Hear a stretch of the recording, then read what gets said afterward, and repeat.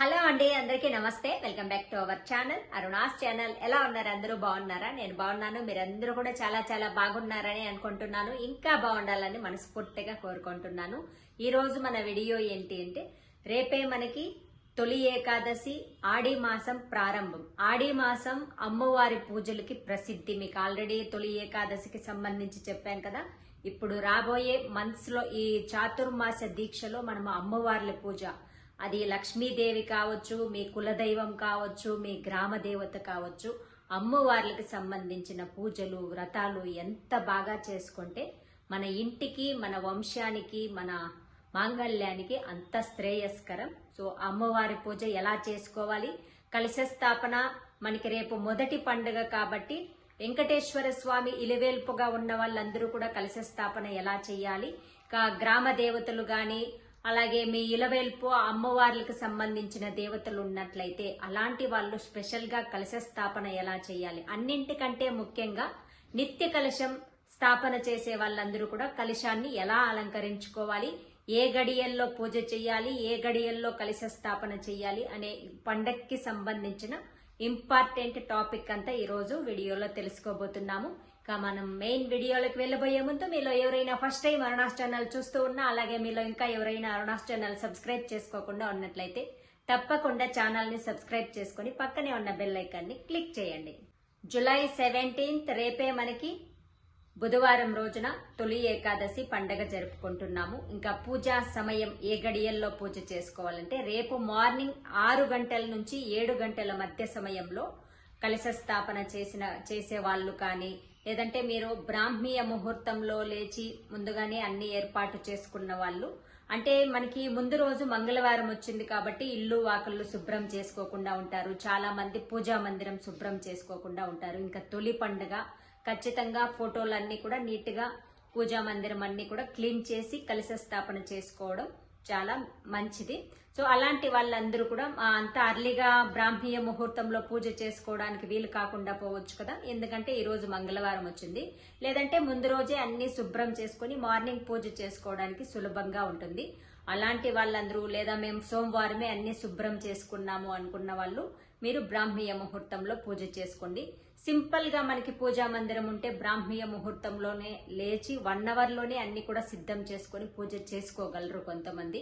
అలా ఉన్నట్లయితే అలా కూడా చేసుకోవడానికి ట్రై చేయండి. అలా లేని వాళ్ళందరూ కూడా మార్నింగ్ 9 గంటల 15 నిమిషాల నుంచి 11 గంటల 45 నిమిషాల మధ్య సమయంలో కూడా మనం పూజ చేసుకోవచ్చు. సో కలశ స్థాపన పెట్టి గాని, లేదా మీరు కలశ స్థాపన అర్లీ మార్నింగ్ చేసేసారు, మెయిన్ ఇంకా ఏదైనా నైవేద్యం పెట్టాలి కదా, ఎందుకంటే మీరు అమ్మవారి పూజ చేసుకున్న కులదేవత, చాలా మందికి కులదేవత ఎవరు అనేది తెలియకుండా ఉంటుంది.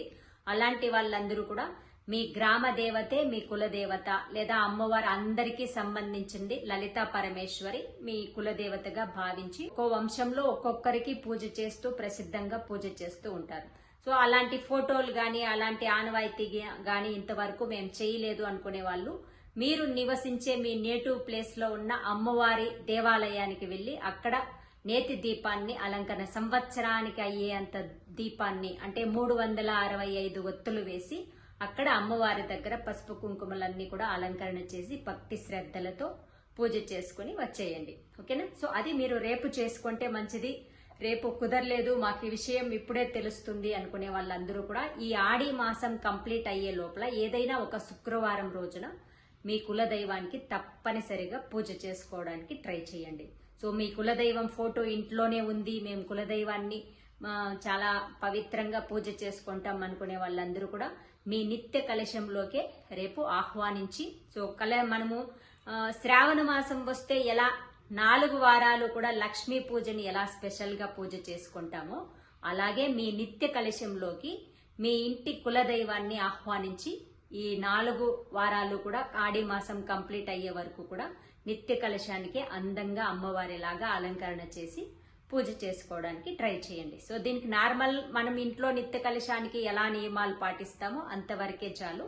పూజ మీరు ఆవిడ్ని మనసులో తలుచుకొని ఆహ్వానించండి ఇంట్లోకి. ఓకేనా? సో ఇలా చేసుకోవాలి. అమ్మవారికి ఆడి మాసం స్పెషల్ పూజ ఇదన్నీ కూడా, అది మనకి రేపే మాసం ప్రారంభం అవుతోంది కాబట్టి అలా చేసుకోండి. అలా లేకుండా మీరు వైష్ణవులై ఉండి మేము వెంకటేశ్వర స్వామికి, విష్ణువుకి మీకు ఏకాదశి చాలా ప్రాముఖ్యంగా జరుపుకుంటాము.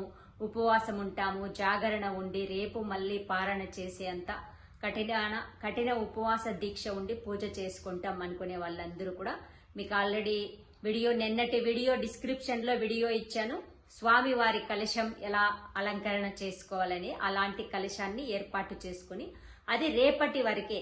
సో మీరు ఆ వ్రత దీక్ష కంప్లీట్ అయిపోయి పారణ అయిపోయిన తర్వాత కలశాన్ని కదిలించి కడిగేయవచ్చు. ఓకేనా? సో అలా మీరు స్వామివారికే స్పెషల్ గా ఏకాదశి స్పెషల్ గా మీరు కలశ స్థాపన చేసి పూజ చేసుకునే వాళ్ళందరూ కూడా అలా స్వామివారి నామం 3 నామాలు వచ్చింటాయి కదా, అలా నామాన్ని అలంకరణ చేసి పూజ చేసుకొని ఆ కలశాన్ని నెక్స్ట్ డే మీరు కదిలించి మార్నింగ్ టైంలో కానీ లేదంటే ఈవినింగ్ టైంలో కూడా క్లీన్ చేసి శుభ్రం చేసుకోవచ్చు. అలా చేసుకోండి. లేదా మీకు మేము పూజా మందిరం అన్ని కూడా క్లీన్ చేయడానికి నార్మల్ గా లేడీస్ ప్రాబ్లమ్స్ ఉంటుంది, రేపు కుదరకపోయిన వాళ్ళందరూ కూడా ఇంకా అమ్మవారికి కులదైవానికి ఎప్పుడు పూజ చేసుకోవాలంటే ఇప్పుడు రాబోయే ఫస్ట్ శుక్రవారం కూడా చక్కగా అమ్మవారికి పూజలు చేసుకోండి. సో ఇది మనకి కలశ స్థాపన ఏ కులదైవం ఉంటే ఎలా చేసుకోవాలి అనేది మీకు అందరికీ క్లియర్ గా అర్థమైందని అనుకుంటున్నాను. ఏమైనా డౌట్స్ ఉంటే తప్పకుండా కామెంట్స్ లో పెట్టడానికి ట్రై చేయండి. పూజా మందిరం ఎలా నీట్ గా క్లీన్ చేసుకుంటారో అలాగే మెయిన్ డోర్ కూడా, ఎందుకంటే మీ ఇంటి కులదైవాన్ని మీ ఇంట్లోకి ఆహ్వానిస్తున్నారు అంతటి, అలాగే తొలి పండుగ కాబట్టి చాలా చాలా పవిత్రమైన రోజు. తప్పనిసరిగా మెయిన్ డోర్ అన్ని కూడా శుభ్రం చేసుకొని చక్కగా పసుపు కుంకుమలతో బొట్లు పెట్టి వీలైన వాళ్ళందరూ కూడా మామిడి తోరణం వేపాకులతో కలిపి మామిడి తోరణాన్ని తప్పనిసరిగా అలంకరణ చేసుకోండి రేపటి రోజున.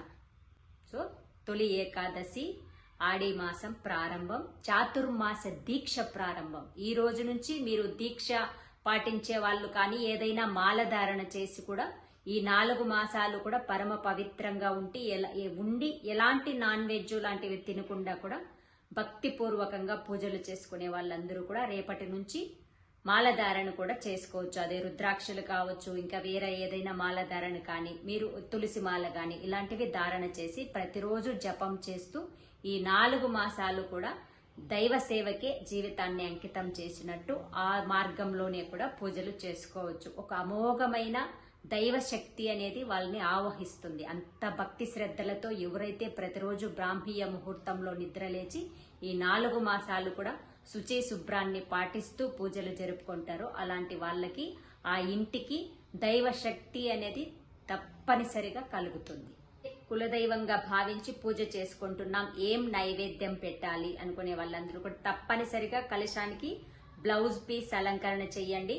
లేదా మీ కులదైవం దగ్గరికి వెళ్లి అక్కడే టెంపుల్లో పూజ చేసుకోవచ్చినా కూడా చీర లేదా రవికి వస్త్రాన్ని అమ్మవారికి వాయనంగా అక్కడ పెట్టి పూజ చేసుకుని మళ్ళీ తర్వాత తెచ్చుకొని దాన్ని మీరే కట్టుకోవడానికి ట్రై చేయండి. ఇక నైవేద్యంగా చక్కెర పొంగల్ గాని, బెల్లం పరమాన్నం గాని, క్షీరాన్నం గాని, బెల్లం కలిపిన అన్నాన్ని ప్రసాదంగా చేసి అమ్మవారికి నైవేద్యంగా పెట్టండి. అది గుడి దగ్గర అయినా ఇంట్లో అయినా same process. For watching friends, మీలో ఎవరికైనా ఎలాంటి కెమికల్స్ లేని ఆర్గానిక్ బ్యూటీ ప్రొడక్ట్స్ కావాలనుకునే వాళ్ళు పక్కనే ఉన్న నెంబర్ కి మెసేజ్ పెట్టండి.